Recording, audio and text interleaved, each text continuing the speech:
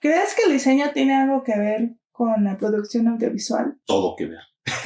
¿Por qué? ¿Por qué? Pues a lo que te digo, es la herramienta principal. El diseño es la forma, el cómo lo vas a decir.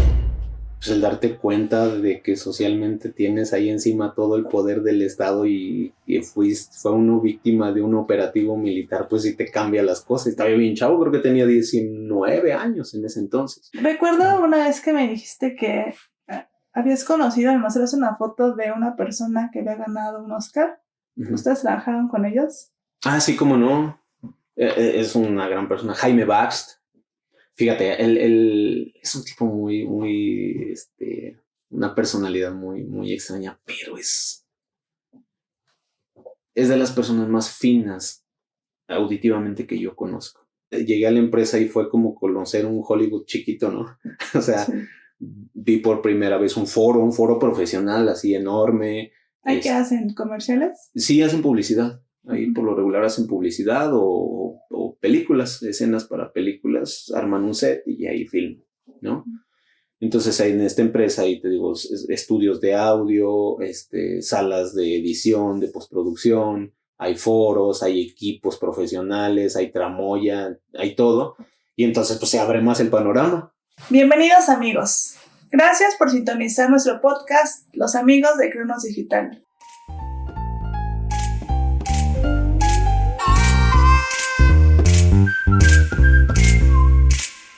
Nuestro primer capítulo, Detrás de la pantalla, la magia de la postproducción, un encuentro especial que nos adentra en el mundo secreto de los fotogramas. La postproducción, el proceso final que transforma las grabaciones originales en historias que amamos. Es el alma de cualquier proyecto audiovisual. ¿Y quién mejor para acompañarnos en esta plática que un verdadero maestro de la producción? Nuestro invitado comenzó su viaje en el mundo del cine en 2005 como creador de documentales de corte social, político y cultural. A lo largo de los años ha perfeccionado su talento en su trabajo de director, colorista y animador. Su trayectoria engloba una variedad impresionante de proyectos que van desde la publicidad televisiva e internet hasta videos musicales y largometrajes. Su pasión por la música lo entrelaza con la narrativa visual, lo cual le ha permitido desarrollar un enfoque único en su trabajo. Con ustedes, Alonso Martínez Uribe. Bienvenido al podcast, Alonso. Gracias, Doro. Gracias. ¿Cómo estás? Pues bien, y ahora aquí ya contigo acompañándote, pues vamos a platicar un ratito. Muchas gracias, Alonso, por estar aquí. Gracias. Para comenzar, me gustaría saber sobre tus orígenes. ¿Quién fue Alonso en su infancia y adolescencia? Bueno, yo nací y crecí en un pueblo que se llama La Purificación, aquí en Texcoco, seguramente muchos lo conocen. Y mi infancia pues estuvo ligada a la vida pueblerina, tal cual. Yo crecí pues cerca de esa vida, de la cercanía con la naturaleza, de la comunidad. Éramos pues relativamente todos conocidos, vecinos, muchas familias son conocidas en el pueblo. Y esa fue mi vida en la infancia. Yo crecí también un poco cercano al campo. Mi papá se dedicó al campo en algún tiempo, hasta la fecha todavía tiene su parcela, la siembra y demás. Entonces pues crecí, esa fue nuestra vida de la infancia, una vida tranquila también. Y la primaria, la secundaria la cursé en el pueblo, ahí estuve. Y pues nada, esa fue mi vida, parte de mi infancia. ¿Y cómo eran esos días antes de que la preparatoria abriera un nuevo capítulo en tu vida? Pues mira, cuando yo llegué a la preparatoria pues se abre un poquito más el panorama, ¿no? Porque si bien ya conocía gente, no conocía alrededor de otros pueblos, de otras comunidades del municipio. cuando llego a la preparatoria, pues conoces gente de otras escuelas, de otras secundarias y demás. Y pues sí me sentí raro al principio. Me sentí raro al principio porque salir del núcleo siempre cuesta. Sí. Alonso, precisamente recuerdo que te conocí cuando saliste de la preparatoria, justo cuando habías tomado clases con mi papá.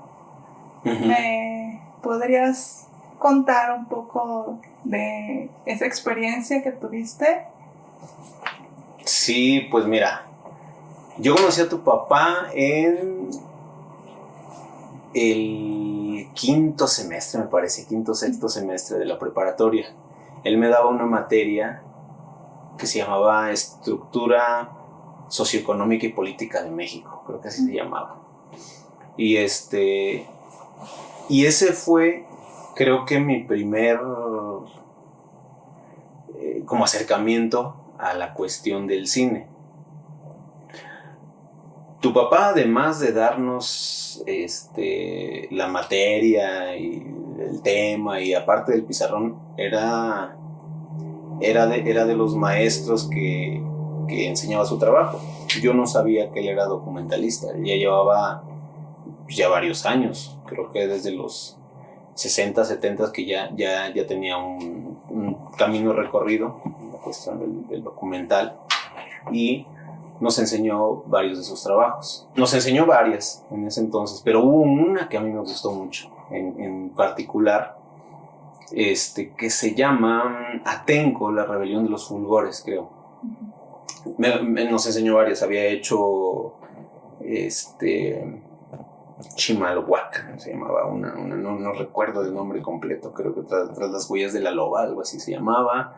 Nos había enseñado un documental que hizo sobre un circo, varios proyectos así, pero el que a mí me cautivó, me cambió el esquema, fue precisamente el de Atenco, la rebelión de los fulgores, porque era un tema fresco.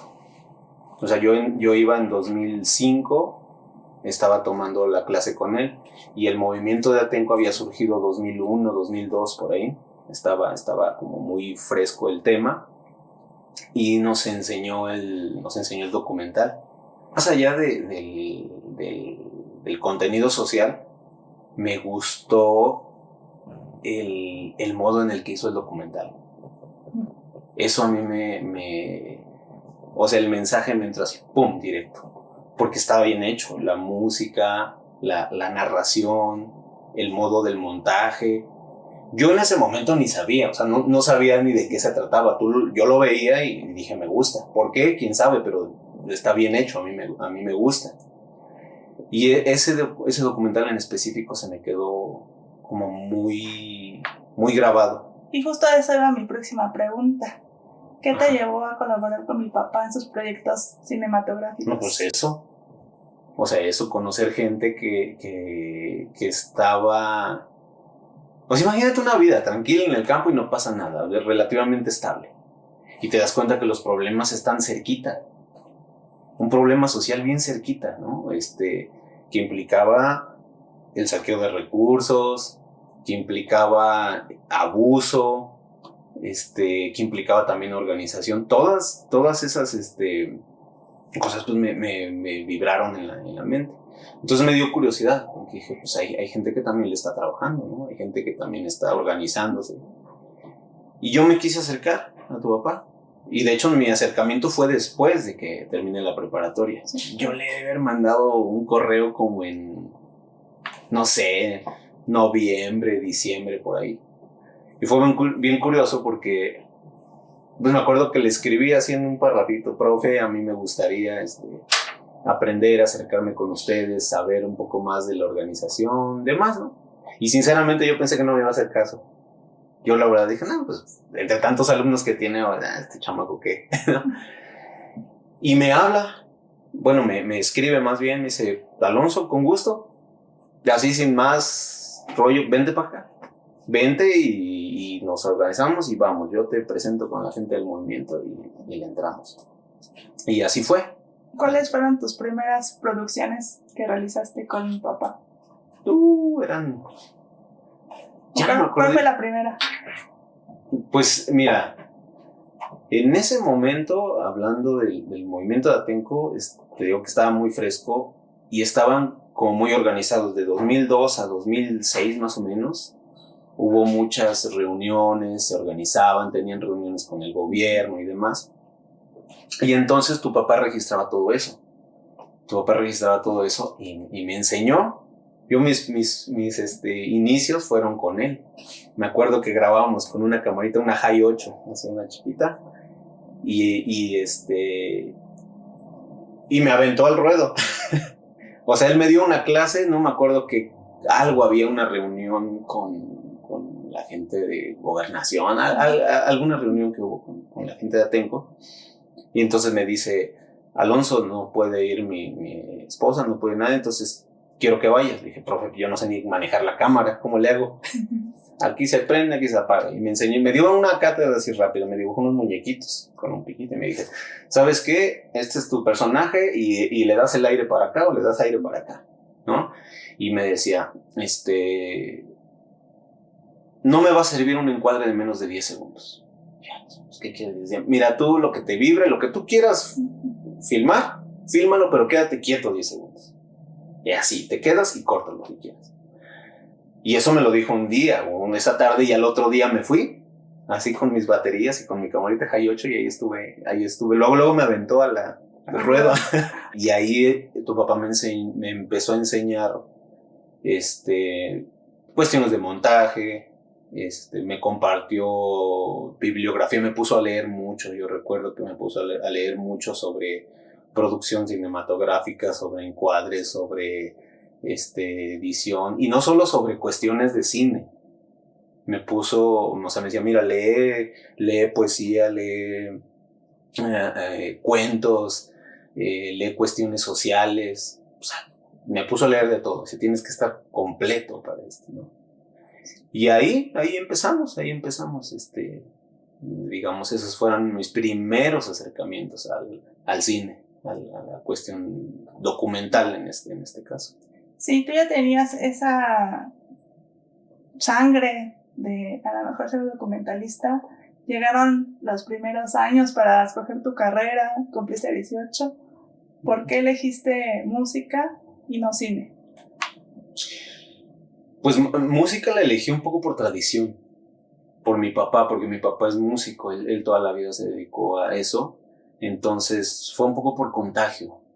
O sea, ese contagio yo lo veía, estaba muy cerca, él y un tío, o sea, estaban muy cerca de la música. Yo desde chiquillo andaba haciendo ruidos y andaba tocando con lo que se me ocurriera. Y fue eso, como el contagio de la música. Y me gustó y decidí estudiarlo como carrera en ese tiempo y me aventé por ahí, me fui por ahí, por ese lado ¿De qué escuela entraste? Estuve ahí en la Escuela Nacional de Música de la UNAM, ahora creo que ya la hicieron facultad, ya es la Facultad de Música. Ahí estuve unos buenos años, estuve como 7, estudiando piano. Estuve estudiando piano durante un tiempo, al tiempo que trabajaba, porque entré a trabajar a una empresa que justamente se dedica a esas cuestiones del cine. ¿Y eso quiere entrar? ¿Mandé? Cumpliste 18 años. Uh-huh. Y pasaste por un momento muy difícil. Sí. ¿Qué aprendiste de esa experiencia de la que viviste y cómo entraste a tu nueva empresa? Esa nueva empresa ¿Hablas de la represión? Sí. Pues sí, fue difícil, Doro. Fue difícil porque pues, yo nunca había vivido una situación así.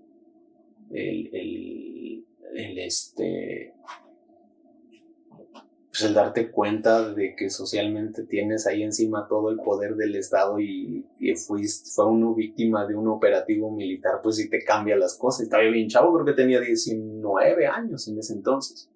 Pero fíjate lo curioso, lo que aprendí de esa experiencia. Tu papá tiene un concepto que le llama el cine militante. O sea, ¿cómo lo percibo yo? ¿Cómo lo entiendo? La mayoría de la gente que llega y ve un movimiento social o demás, por lo regular lo registran desde afuera. O sea, tú llegas como entrevistador y te pones al tanto de la situación y armas algo. Aquí fue distinto. Aquí nos metimos a las entrañas del movimiento y lo captamos desde adentro. Y eso te da otra perspectiva. Esa te da otra perspectiva porque enfocas tu documental o el cine o lo que hagas, lo enfocas de otra manera. Lo presentas ante la gente de otra manera. Y eso no creo, no he visto yo que sea tan común, ¿sabes? El cine militante cumple una función, tal cual. Cumple una función ideológica o política, pero desde adentro. O sea, tú estás siendo parte del movimiento, tú interpretas. Y ese conocimiento o esa visión me la dio la represión. ¿Sabes qué me hubiera gustado a mí? Andar cargando alguna camarita aquí en los lentes y ver desde adentro del penal qué pasaba, cómo los trataban, qué hacían, pero desde adentro. ¿Y nos quieres contar, o sea, si gustas, contarnos un poco qué fue lo que pasó? Pues nada, o sea, fueron, pues ya sabes, la cuestión de golpes. Y luego... O sea, nos tocó, esto fue en mayo de 2006, el 3 y 4 de mayo, pues nos detuvieron. Yo andaba filmando desde el 3 de mayo con tu papá y filmamos primero en Texcoco. Ahí estuvimos cerca del mercado en Texcoco. Yo me pude salir, ahí me pude... ¿Fue cuando te cambiaste? Sí, cuando el chavo de Azteca me sacó y le compartimos ahí unas cintas para que fueron las que se proyectaron, creo que en el noticiero de las 2 de la tarde, porque nadie había llegado en ese momento, ninguna televisora cuando fue la represión en la mañana. Y luego llegué a tu casa y ahí medio me disfrazaron y entonces me fui para Atenco. Duré toda la tarde ahí en Atenco, la tarde, noche, pasamos la noche ahí y al otro día, el 4 de mayo, entra el operativo, pues fue un operativo militar, realmente. Entran, nos detienen, nos llevan al penal de Santiaguito y pues ahí estamos. Yo estuve, la verdad, digo, no tanto tiempo, estuve como, creo que 10 días, 12 días, por ahí estuve. Y pues ya sabes, constantes abusos, aislados, todo para quebrantarte, ¿no? Y además viendo a la gente herida, estando ahí con ellos, ¿no? O sea, y eso nos causó un conflicto, ¿no? Pero fíjate, ahí aprendes una cosa. No sé cómo tú lo ves. No puedes, en el caso del cine, y siento que es una locura, pero que tiene mucha razón, no puedes transmitir lo que tú no has vivido. Yo creo que esa es una de las claves del cine. Tú no puedes transmitir un sentimiento, una ideología, que tú no lo hayas sentido. Y eso nos pasó. Dije, ya lo viví, ya la viví, ya sé de qué se trata. Sí. Y ahí Lo viste. Sí, en carne propia. Entonces lo puedes decir, bueno, así lo sentí, así lo viví y lo proyectas hacia afuera. ¿Y luego qué pasó? ¿Cómo? Porque tengo entendido que a partir de ahí entraste a esta empresa. Sí. ¿Cómo fue esa transición? Pues mira, yo al tiempo que me fui a estudiar a la escuela, yo comencé a trabajar ahí, pero al director de esta empresa, a Juan García, él coincidió que estaba haciendo un documental también de corte social que se llama Autonomía Zapatista. Yo en ese momento no sabía. Y entonces él tenía contacto con tu papá o coincidieron porque los zapatistas, fíjate cómo coinciden, ¿no? Una cosa con la otra, los zapatistas, en ese entonces estaba la otra campaña y la gente de Atenco se volvió adherente a la otra campaña. Entonces Juan estaba, digamos, filmando con los zapatistas, con Marcos, cuando llega acá a Atenco, unos días antes de la represión, y de por ahí empezó el conocimiento. Yo no lo conocía, quien lo conocía era tu papá. Y yo por él llegué, por tu papá llegué. ¿Pero cómo llegaste? ¿Que hablaron sobre algo? ¿Le dieron trabajo para ti? ¿O? No, fíjate que fue más curioso todavía. Yo no se me olvida una anécdota muy, muy, muy chistosa, bro. Cuando estábamos en la cárcel, como el sexto, el séptimo día, pues ya todos ahí amontonados y demás, me llega una bolsota así bien grande de plástico, llena de ropa, unos zapatos, porque a mí me agarraron, me detuvieron descalzo, ropa, zapatos, toallas, cosas y así, y venía mi nombre. Y yo, no, que para Alonso. Y entonces me acuerdo que me dijeron, o sea que tú eres el lidercillo, ¿qué voy a estar siendo del lidercillo de qué, no? Yo no sabía. Y yo dije, mis papás no pudieron ser. Y empecé a pensar, el profe, yo pensé, el profe Chava, ¿no? Entonces empiezo a sacar las cosas y pensé, no, pues para todos, yo para qué quiero 7, 8 toallas, ¿no?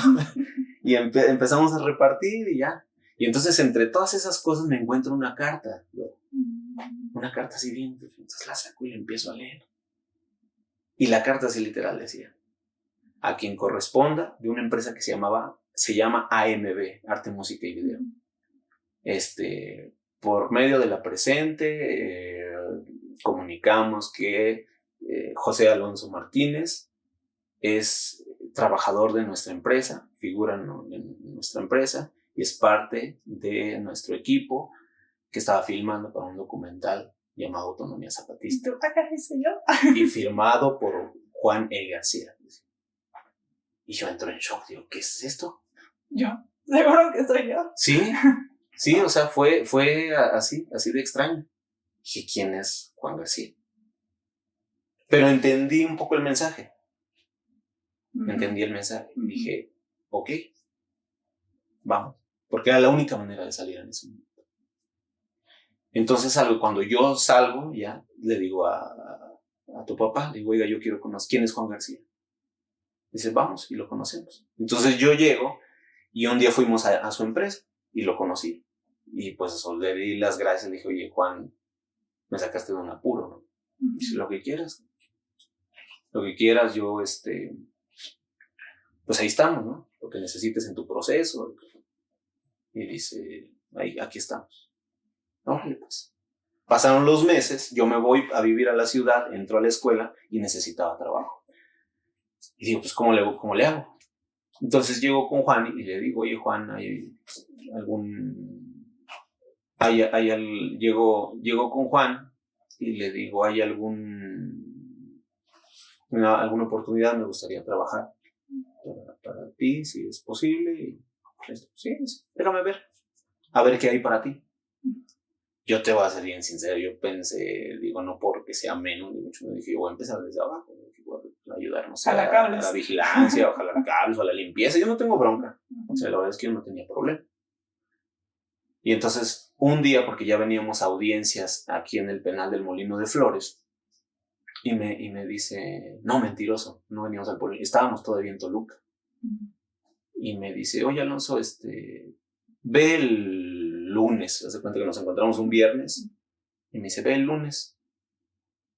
Dice, tengo algo para ti. Me presenté ahí en la empresa. Y me pasa directo a una sala de edición. Dice, aquí vas a trabajar. Y yo, órale. Dije, va, órale. Y de ahí empecé a aprender. Y desde tus primeros días hasta ahora, ¿cómo describirías tu evolución en la industria? ¿Cómo la describiría? Pues siempre fue de aprendizaje, bro. En este medio nunca se deja de aprender. O sea, yo tenía ya algunas tablas en cuanto a montaje, en cuanto a edición, en cuanto a filmar. Yo ya tenía algunas tablas que había adquirido con tu papá. Pero llego allá y es gente que se dedica a eso, a nivel profesional. Entonces, pues es un mundo, ¿no? Yo llegué a la empresa y fue como conocer un Hollywood chiquito, ¿no?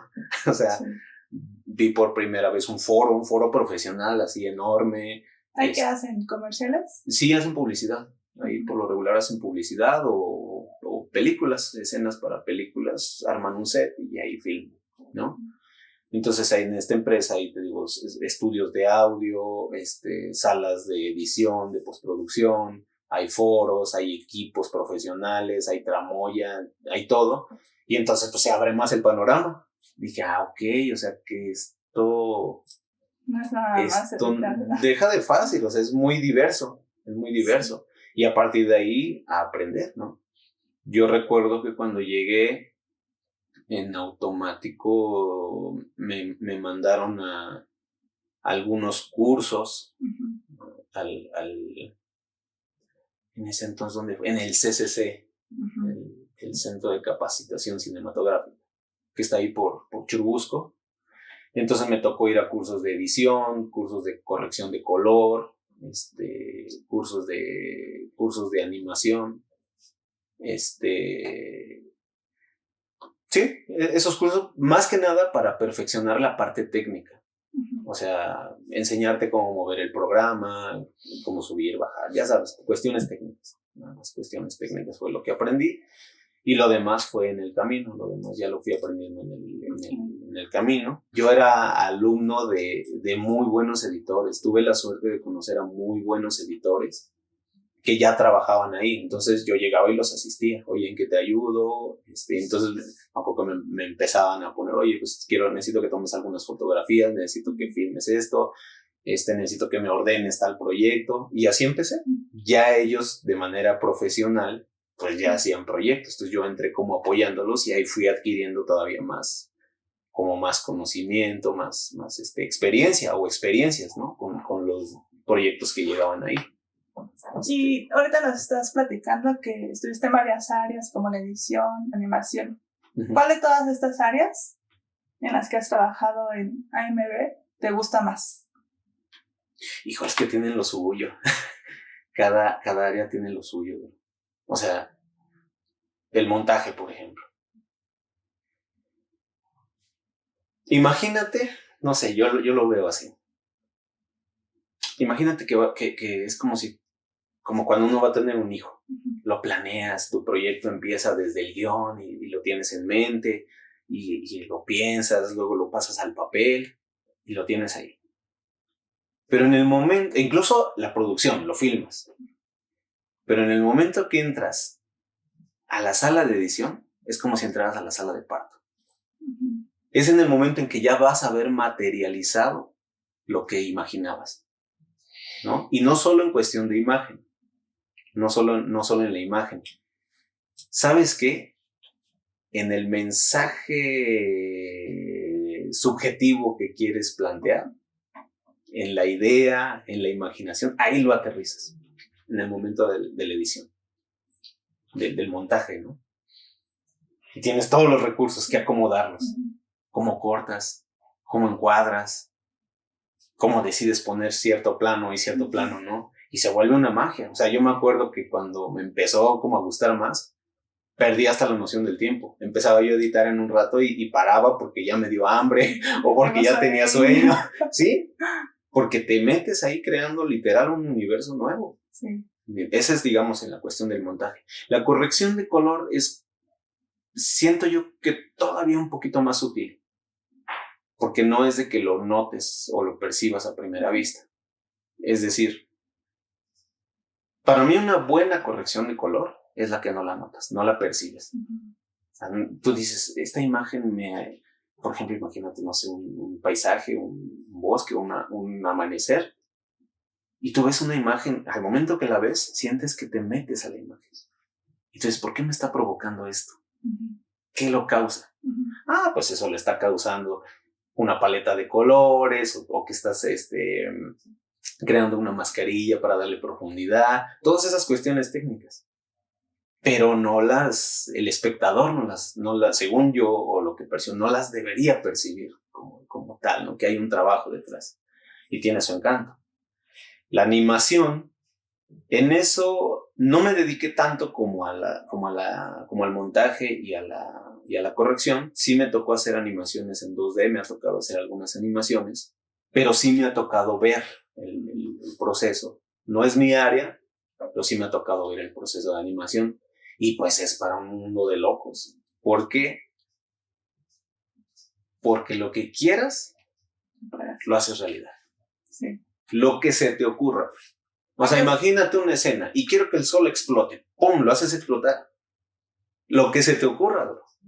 Y eso es un poder enorme. El poder hacer imágenes así, el poder crear imágenes así te da otra dimensión de las cosas, ¿no? Aunque es muy tardado, ¿no? Sí, es muy tardado, obviamente, y la ventaja es que no tiene el límite, por decirlo de alguna manera, que podría tener una imagen de la realidad, que dices, aquí está el sol y aquí está un amanecer. Entonces le haces un efecto, le haces animación y esa realidad la conviertes en otra cosa, en lo que a tu mente se le ocurra, ¿no? Es así, entonces cada área tiene su encanto, no es que una me haya gustado más que otras porque sí, las tres tienen su encanto, ahí sí no puedo distinguir entre una u otra. Sí. Y de todos los proyectos en los que has trabajado, ¿hay alguno que consideres tu obra mayor? Por ejemplo, uno que recuerdo mucho, un documental interesante que habla un poco sobre la historia del cine en México.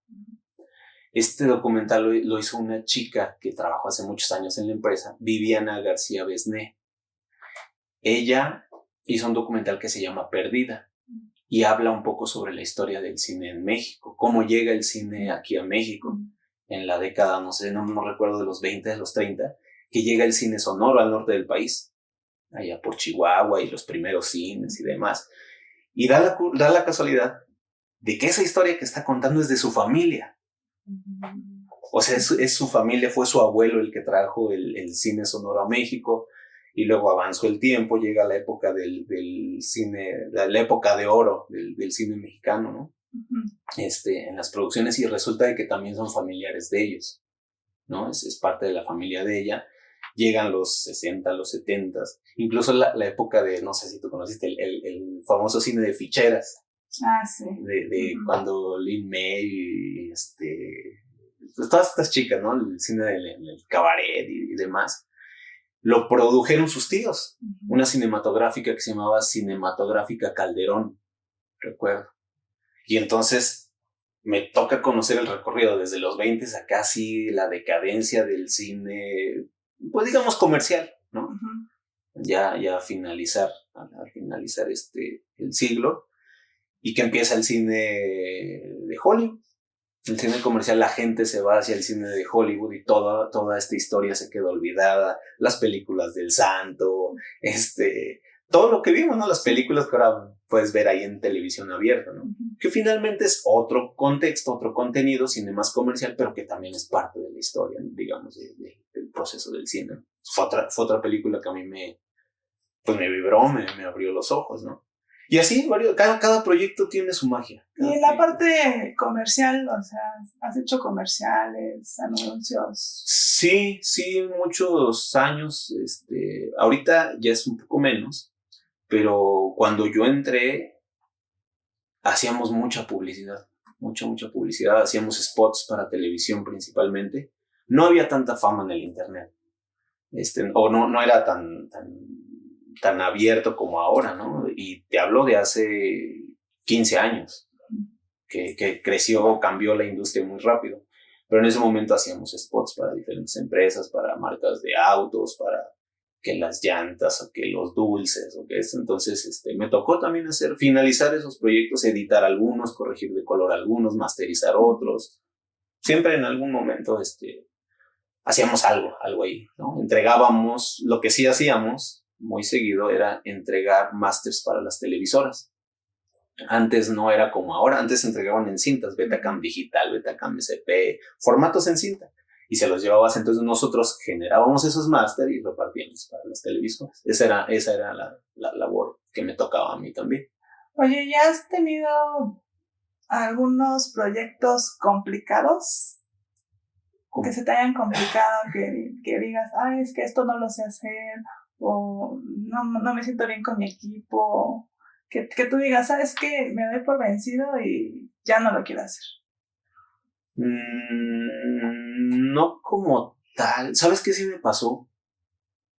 Como etapas de bloqueo mental. Eso sí me pasó. ¿Y cómo la superaste? Híjole, dejándolo. Es decir, a veces a mí me pasó, estaba tan inmerso en la idea que si no funciona, a mí me pasa, pienso en esta opción y esta opción. Tienes 5 opciones, pero entre tantas opciones me empezaba a confundir. ¿Cuál es la buena? Y ya no salía, y entonces empezaba un bloqueo, ya no sabía yo para dónde irme.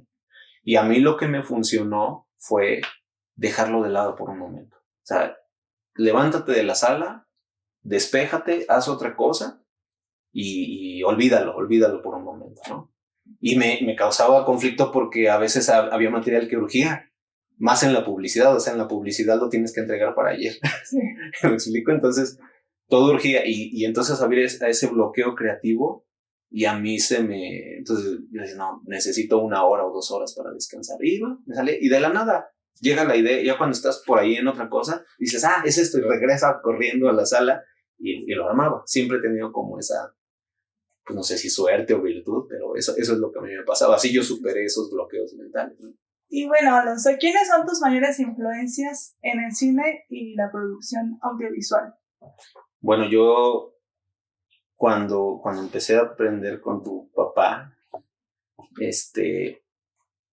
me quedé muy grabado como los clásicos del cine, ¿no? Algunas cosas del cine mudo, Eisenstein. Yo no soy de cine muy actual. Uh-huh. Me gustan algunas cosas del cine ruso, me gustan. El cine de Hollywood, pues sí es entretenido, pero ya sabes, explosiones, palomero y acción. O sea, ya, ¿no? Entonces creo que eso fue como los clásicos ahí del cine. Creo que me influyeron. Son los que más me influyeron. Y háblanos un poco de tu proceso creativo. Uh-huh. ¿Cómo comienzas un proyecto de edición o de animación? ¿Tienes un ritual? Ver mucho. O sea,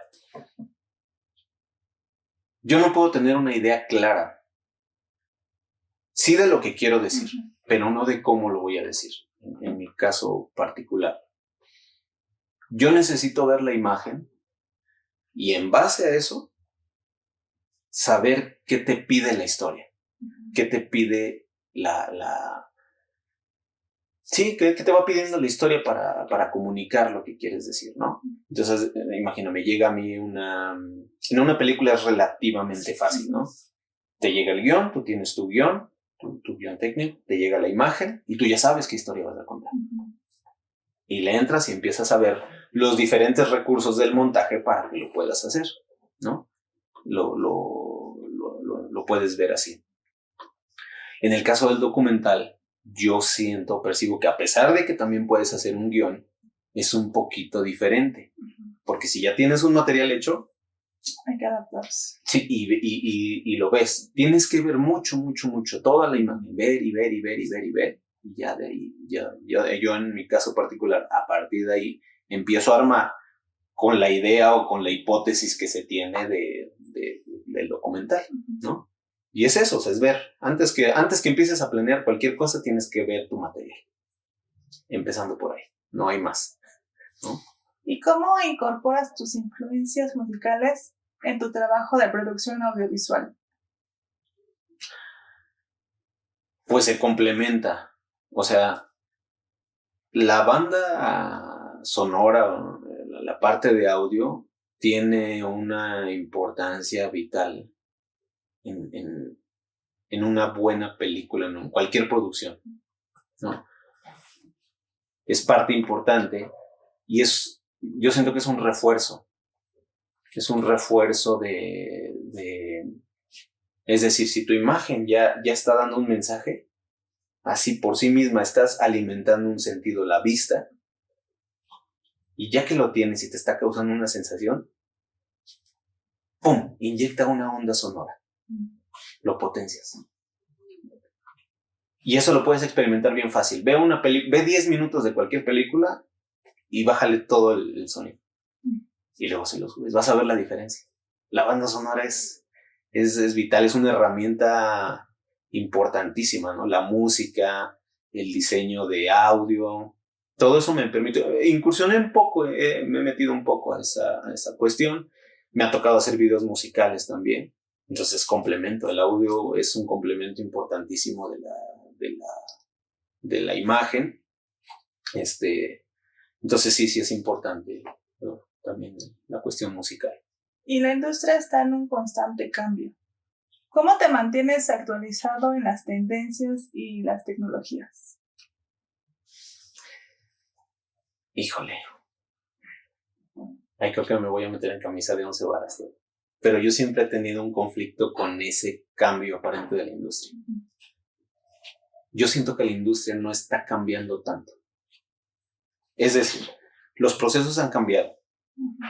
Fíjate, a mí me tocó, tuve la suerte, creo, de pasar entre el modo clásico de producir cine a la época actual.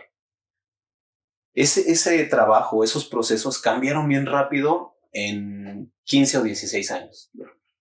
Cuando yo entré a trabajar a esta empresa, todavía se filmaba de cajón o en 16 o en 35 milímetros. Y de ahí te tenías que ir a un telecine y de ahí tenías que crear un archivo de listas, meterlo a tu sistema de edición, editar y todo regresarlo otra vez a una película. Tal cual, algo físico, una película, ¿no? A mí me toca, creo que 1 o 2 películas, el proceso final de esas películas. Te hablo de 2007, 2008. En 2008 pasa algo que yo siento importante a nivel, me atrevo a decir, mundial. Cambia el modo de hacer cine, cambia la tecnología, porque entran en uso las cámaras profesionales digitales, entran al mercado. Me acuerdo que en ese entonces, ya había, ¿no? Como ciertas cámaras, pero se expandió, se hizo popular el uso de las cámaras de cine digital en el 2008, 2009. Recuerdo la cámara, la Red One, de una empresa que se llamaba Red. Y de ahí que las Alexa, y de ahí que Sony, todo el mundo empezó una competencia encarnizada con sus propias cámaras. Cada cámara te generó un códec y entonces el proceso cambió. Para editar con cierta cámara tenías que descargar su códec. Cambió todo el proceso. Y las cosas que hacías de manera muy particular en un estudio de cine, en una sala de edición, se empezaron a diversificar. Ya lo podías hacer en una laptop, ya lo podía hacer más gente. Se hizo más universal, ¿no? Esos procesos. Me refiero a las cuestiones técnicas, pero en esencia, creo que no ha cambiado mucho. Los temas, los contenidos no han cambiado mucho. Ha cambiado el modo de hacerlo y ha cambiado también el modo de proyectar y de distribuir, porque hace 15 años no había tantas plataformas como hoy. YouTube no era tan popular, no había como TikTok. Lo que estamos haciendo hoy. No eran tan popularizados los podcasts. Sí había, pero no era tan popular. Antes estaba, ¿cómo se llamaban estas empresas de renta de películas? Blockbuster. Y ahora ya lo tienes totalmente diverso. Se ha planteado eso, que está bien y está mal. Está bien en el asunto de que más gente tiene acceso. Pero está, siento yo, mal a que todo se hace muy global, muy al vuelo. O sea, tú ves una cosa y luego otra cosa y luego otra cosa y luego otra cosa y con nada te quedas. Lo que pasa es que confunden la forma con el fondo, creo yo. O sea, antes a mí me tocó que tú hacías los comerciales con más conciencia, creo. Quizá me puedo equivocar, pero los hacías de otra forma. Y ahora el reto es, pásalo porque ya lo tenemos que subir a la plataforma a la de ya. Y estamos compitiendo contra otros 100 comerciales que ya están, o estamos compitiendo contra otros 100 videos y te preocupas por competir y competir y competir en un mundo en donde lo que hace se disuelve entre todo lo que hay. Cualquier cosa que hagas llega, te impacta y después se va, desaparece. Y justo decía eso, que ya todos los comerciales son iguales. Claro. Y ya no sabes si es de una marca o de otra, porque ninguna se te queda en la memoria. Y entonces saturas a tu público. El público está saturado. Y eso impone un reto para la gente que hace montaje, hace estos procesos de postproducción. ¿Por qué? Porque tienes que llegar a la mente de la gente en menos tiempo. Si antes tenías que llegar en 1 o 2 minutos para que te pusieran atención en una película, para poder, para poder lograr la atención. Ve ahora. Creo que son 5 si segundos. Si en 5 o 7 segundos no los tienes, ya los perdiste. Sí. Y eso es un reto para la gente que crea, porque dices, ¿cómo los atrapo en tan poco tiempo? ¿Cómo uso todos los recursos para tenerlos aquí? ¿No? Y entonces, te digo, todo se empieza a disolver, los temas se hacen banales y los ves muy por encima. Entonces, pierde sentido. Nos platicaba el director de la empresa donde trabajo, que él lo veía con las fotografías. Cuando tú ibas a una galería de arte, o creabas, montabas una exposición fotográfica, tú veías una foto. Y luego te clavas y veías la otra. Y veías. Ahora subes todo a las redes sociales y ves una foto y la pasas. Y ya no aprecias lo que hay. Ya no se aprecia. Ya es ver por ver. Entonces pierde todo el sentido. ¿Cómo compites? ¿O cómo entras a esa dinámica o a ese juego? En realidad la industria no ha cambiado. Las formas de hacer sí, pero el contenido y la calidad del contenido en 10 años no ha cambiado mucho, según lo que yo percibo. Y has mencionado que asistes a cursos para perfeccionar tu técnica. Uh-huh. ¿Hay algún curso o recurso que le recomendarías a nuestra audiencia? Cursos o recursos. No, pues yo creo que ver mucho cine. Los cursos como tal, en general, no que sean todos así, pero en general te enseñan la cuestión técnica. Te enseñan a editar, es decir, tú vas a un curso y dices, mira, así se corta. Pones control X y cortas un tramo. Y luego subes y aquí acomodas tus clips y luego los bajas y etcétera. Esas cuestiones. Hay muchos cursos para eso. Lo puedes ver hasta en un tutorial de YouTube. O sea, hoy en día puedes aprender un programa, ya sea Final Cut, ya sea Avid, ya sea Premiere, el que tú quieras. Lo aprendes en un cursito de 50 capítulos en YouTube. La cuestión técnica. La cuestión de montaje no es tan fácil. Ahí es otra cosa. Estamos hablando de otra cosa distinta. Y eso lo vas a aprender, creo yo, lo aprendes viendo mucho cine. Leyendo, viendo cine, acercándote a bibliografía, y practicando mucho. Practicando. Tienes que practicar mucho en este medio. Creo yo que ese es el camino, o por lo menos el camino que a mí me ha funcionado. Y en todo ese trayecto, ¿hay alguien quien te haya dejado una huella particular o que hayas disfrutado trabajar con él? Híjole, con muchas personas. Recuerdo una vez que me dijiste que habías conocido y me mostraste una foto de una persona que había ganado un Oscar. Uh-huh. ¿Ustedes trabajaron con ellos? Ah, sí, cómo no. Es una gran persona. Jaime Baxt. Fíjate, él es un tipo muy, una personalidad muy, muy extraña, pero es de las personas más finas auditivamente que yo conozco. Él trabaja en una empresa, en unos estudios de audio, unas salas de audio, y se dedica a finalizar estas cuestiones de diseños de audio, crear bandas sonoras para películas y demás. Jaime Baxt y Michel Coutolenc se llaman. Ellos dos siempre han trabajado en equipo. Entonces trabajan en una empresa que se llama Astro LX, ahí en la Ciudad de México. Y ellos trabajan, Doro, en una sala con una licencia Dolby. Es una sala, imagínate una sala de cine, así, de ese tamaño, pero calibrada.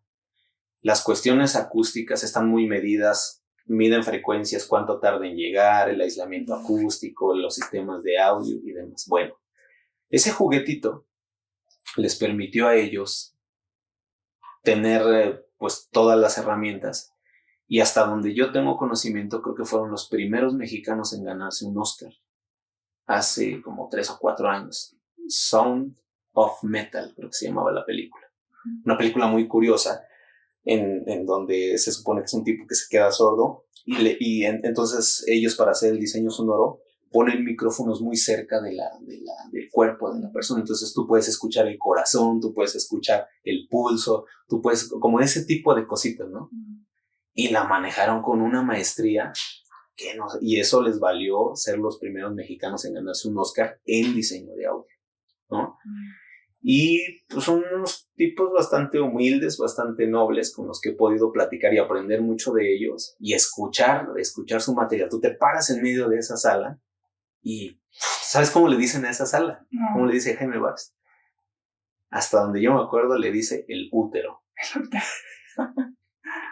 Imagínate el concepto que tiene del audio, el útero. Y dimensionar algo así, bro, usar los recursos para crear una cosa así, te vuelves loco. Te vuelves loco. Porque te sales fuera de serie. Eso es salirse de lo común, de lo que hacen todos. Hacer un trabajo de calidad. Entonces, él es una de las personas que ha influido mucho, ¿no? En este caso, en la cuestión del audio, en la cuestión, pues sí, sonora. En la escuela también tuve maestros que me influyeron mucho. Maestros directores, mi maestra de piano, por el carácter. O sea, gente que yo recuerdo, por ejemplo, tenía una maestra cubana, Ninouska Fernández Brito. Yo siempre, a veces pecaba de ser un poco acelerado y quería que todo me saliera rápido. Y ella me decía, no, Alonso, cualquier proceso es como una planta. La riegas y pasan los días. Es poco a poquito, poco a poquito. Es el problema de ustedes los jóvenes que ya quieren ver la planta así. Y se preocupan por ver la planta, pero no por ver el proceso de cómo crece. No aprenden el proceso. Y cada persona te va dejando una enseñanza, ¿no? Y esas son las enseñanzas que por lo menos ellos me dejaron en ese momento. Sí. Ya que nos hablaste de tus mayores influencias,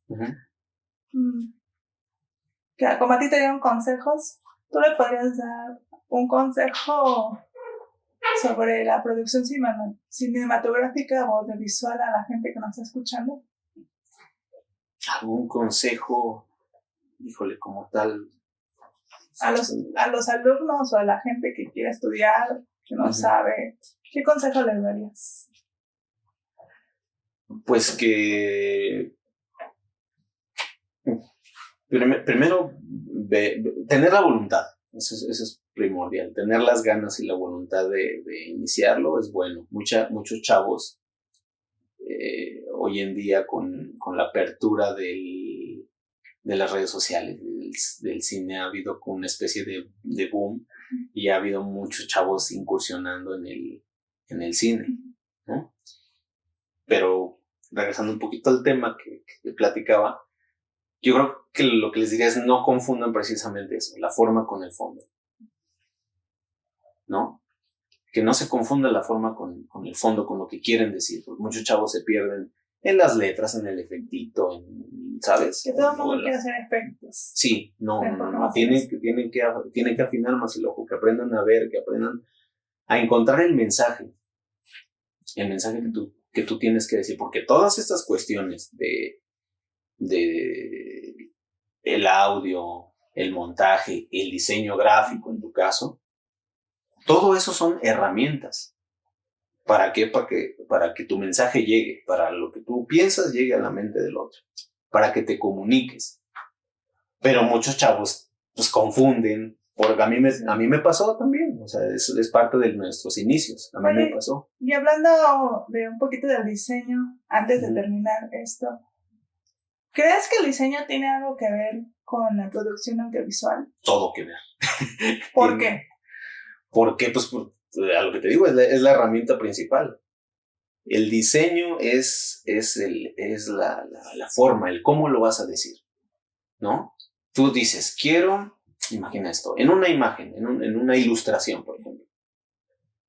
Quiero que alguien vaya a ver una obra de teatro y que esa obra de teatro transmita tristeza. ¿Cómo lo logras?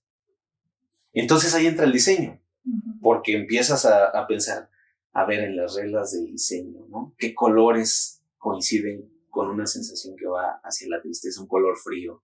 ¿Qué tipografía uso? ¿Cómo lo acomodo? Uso la regla de los tercios, uso la proporción áurea. Todas esas herramientas que finalmente están involucradas en el diseño gráfico son las que te van a hacer pasar mejor tu mensaje. Entonces tiene todo que ver.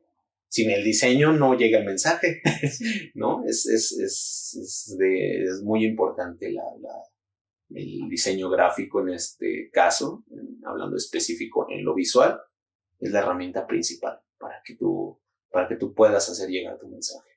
Y retomando un poquito el tema sobre los principiantes. Uh-huh.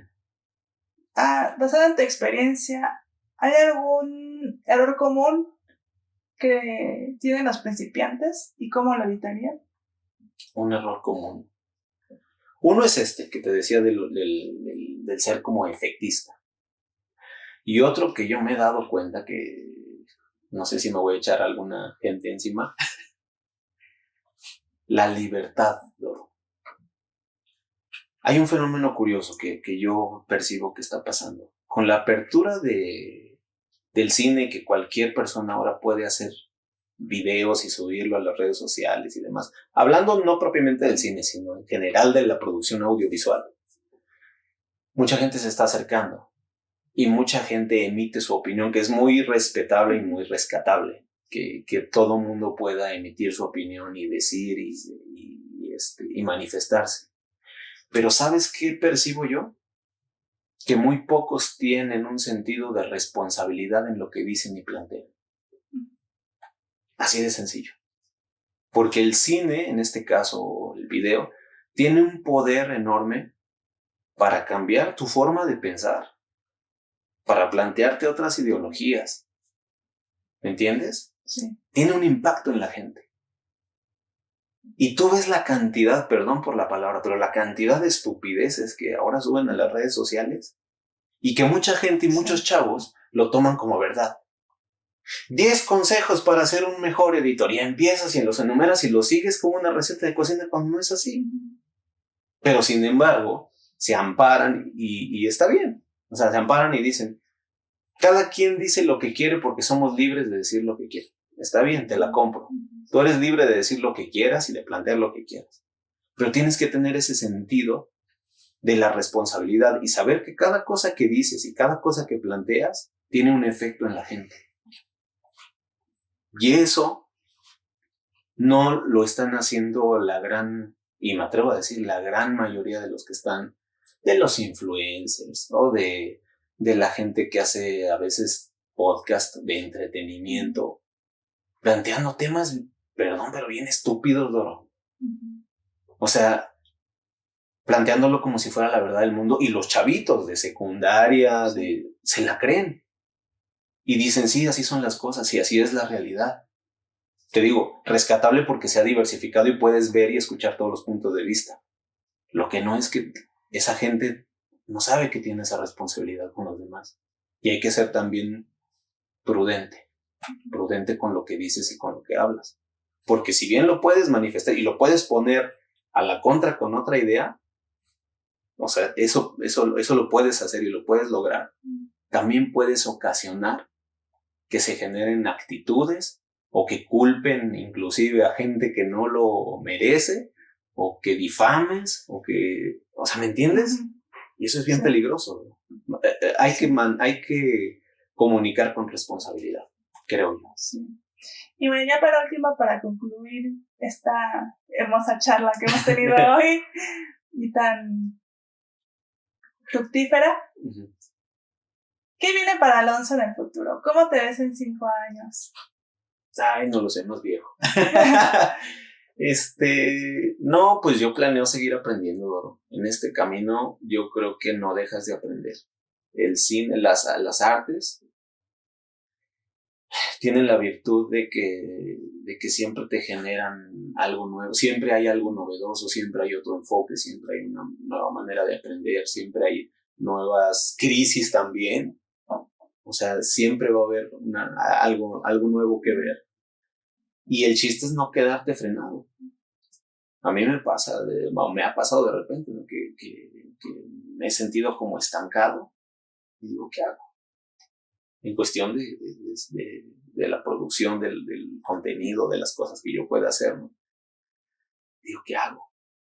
Entonces, pues la voluntad de seguir aprendiendo y seguir para adelante, porque también los chavos nos pueden enseñar nuevas cosas, nuevas maneras de hacer las cosas, ¿no? Quizás estén menos enfocados, porque también nos pasó, ¿no? A mí también me tocó crecer, y quizás esas nuevas tecnologías y esas nuevas maneras de hacer también necesitemos aprender nosotros, ¿no? Entonces, pues es eso, no dejar de aprender. Eso es, creo que, lo que sigue para mí, involucrarme en nuevos proyectos y seguir aprendiendo. Y así llegamos al final de nuestro encuentro hoy en Amigos de Cronos Digital. Queremos agradecer profundamente a Alonso por compartir su viaje, su experiencia y su sabiduría con nosotros. Recuerden que el diseño está en todo lo que nos rodea, desde la pantalla hasta la vida cotidiana. Y esperamos que este episodio les haya inspirado a ver el mundo a través de un lente más creativo. No olviden suscribirse a nuestro podcast para no perderse de futuros episodios que exploran la interacción del diseño con nuestras vidas y profesiones. Desde Amigos de Cronos Digital, les decimos hasta la próxima.